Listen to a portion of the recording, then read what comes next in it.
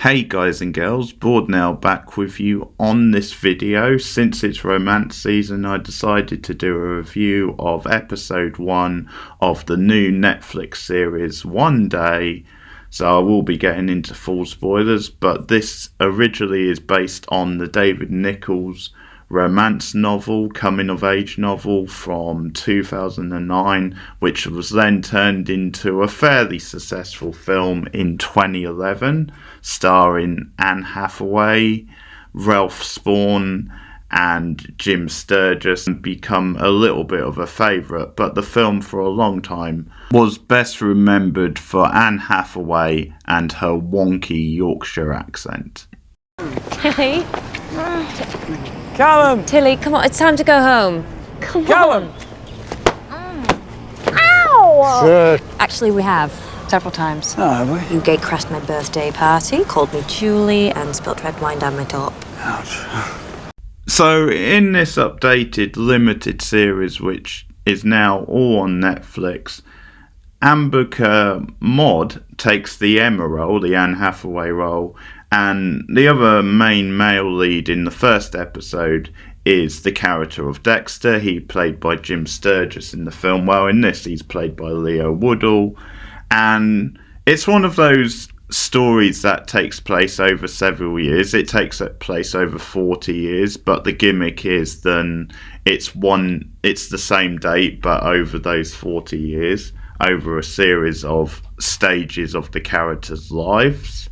So Emma meets Dexter one night when they're graduating from university, about to. It's the end of year sort of party, and in this they've updated the character and made her from like Asian descent, Indian descent, and she's in her group and Dexter is in his group. He's a bit of a flash ladies man who also has a little bit of a bumbling feel to him, like he's maybe not taking university or his future that seriously. Emma is very different, from a very different background to Dexter, and they meet up randomly and there's a bit of a romantic spark between them, and they share a night and a part of a day together. The next day they do spend the night with each other, but they don't sleep together,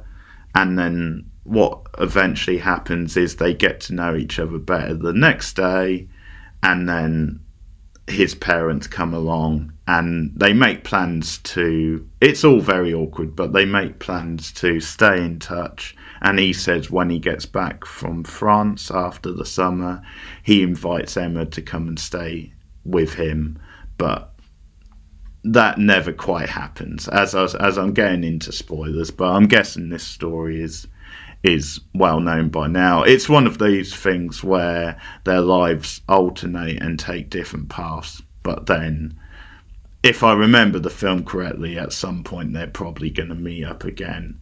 But we follow them separately, which is what the rest of the series is going to be, and how their lives are very different. How things turned out compared to how they planned it, let's say. This first episode is the initial meeting. And yeah, I was pleasantly surprised. I really enjoyed the first episode. The film I've only really seen once, which was when it was at the cinema, and I actually enjoyed that quite a bit. It was at least solid, nothing too memorable, but it was a solid enough watch and did that story quite well. But I think this has done a good job of really just shaking things up a little bit. First of all, the leads have really good chemistry, the leads in this episode anyway. I like then they don't make Dexter too much of a flash sort of ladies man, and don't make him like he's completely in love with himself. You get a little bit of that, and it's very well captured, the sort of angst and emotion and kind of the bravado of this character a little bit, and how I think the point to the story is then maybe he's got that on his mind initially, like this is maybe just someone else to score with again. But then as he gets to know Emma, he does fall for her. He's very taken with her, and he does want more than that. And it's almost like it's a very natural way of getting to know her as we get to know her. And I think that's the important thing, is that you really fall for this girl. You really see why she's so appealing. So he's very natural, and they have good chemistry. But Ambika Mod is wonderful. She's a real natural in this role. She's very witty and quirky, but not in a way that feels like over the top and cartoonish like sometimes characters can do. In this, she feels like a very grounded presence, and you believe her as someone who's very serious about her studies, about the future, and how, because she comes from like a more modest working class background, a little bit more of a diverse background, then she doesn't take life for granted. She doesn't take her future for granted. She actually likes to think about things and how things are going to pan out, or what she might do in the future, whereas because of his privilege a bit, Dexter only really thinks about the summer and relaxing and going travelling, and is almost like, well, I'll deal with stuff as it comes. So they get that across very well. But Emma is, in this episode, is a really appealing character. Like, we see how smart she is, how she kind of has his number, and that makes the chemistry and how things develop even more satisfying. But it really plays out as a convincing drama, like the episode. It doesn't feel too much of like a cheesy rom-com. It definitely has some of those moments, but they do tone it down a bit, and we get a good sense of the dynamic between the characters, and just Emma's reactions.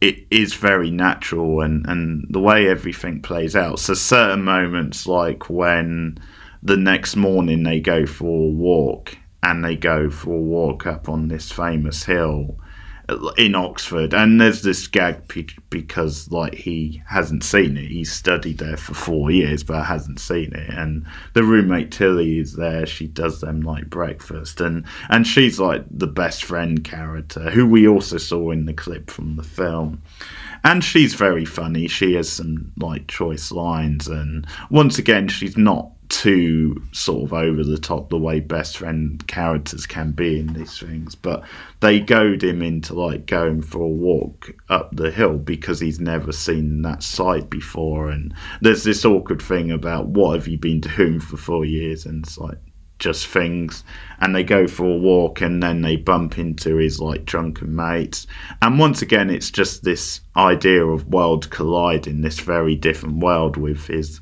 sort of really loud, obnoxious mates up on this hill. Not that they're necessarily obnoxious. I mean, that might be a bit of a stereotype, but that's what it gets across. And suddenly Emma, who's having a nice morning with this new guy in her life, and is clearly very awkward and socially awkward. So she's a bit like me in many ways. Like, she doesn't want too many new people who she has to get to know too fast almost. It's like she was very comfortable having a nice walk with this guy, and then was a bit put out by suddenly she's confronted by all his mates up on this hill. But then he sort of navigates that quite nicely and says, or she says, should we keep walking then? Which is awkward for him, but he goes with it naturally. And then there's the moment later on, which is the really gut punch type moment for the characters, for both of them, because at that point they've really been enjoying their days together. And there's some honest dialogue, I think, about how in many ways this does feel like we're both going our separate ways after this one day.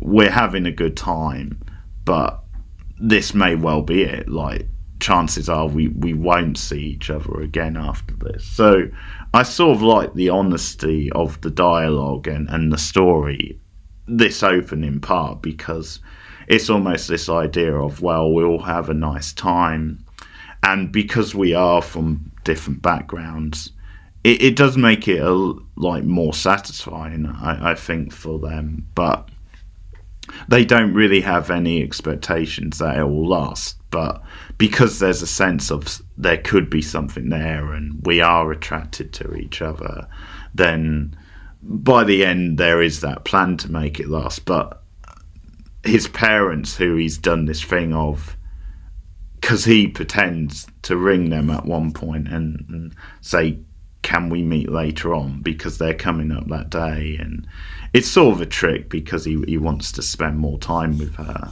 But then as they're enjoying the day, they randomly show up, and it's just this really awkward moment, and it almost puts a bit of a buzzkill on the whole day and experience. But they do invite her back for dinner and stuff, but Emma is just, I think, just too awkward, and kind of says, no, I've got to get back.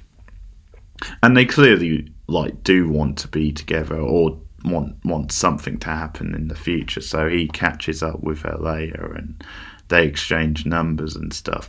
But just moments like that are very well done, like the reactions of the Emma character to stuff like that, and how it is this kind of gut punch, how naturally things get thrown up which are obstacles. But yeah, I enjoyed this first episode because of how much of a natural drama it felt, and how it really captured the excitement of a new relationship, but also the hurdles of it.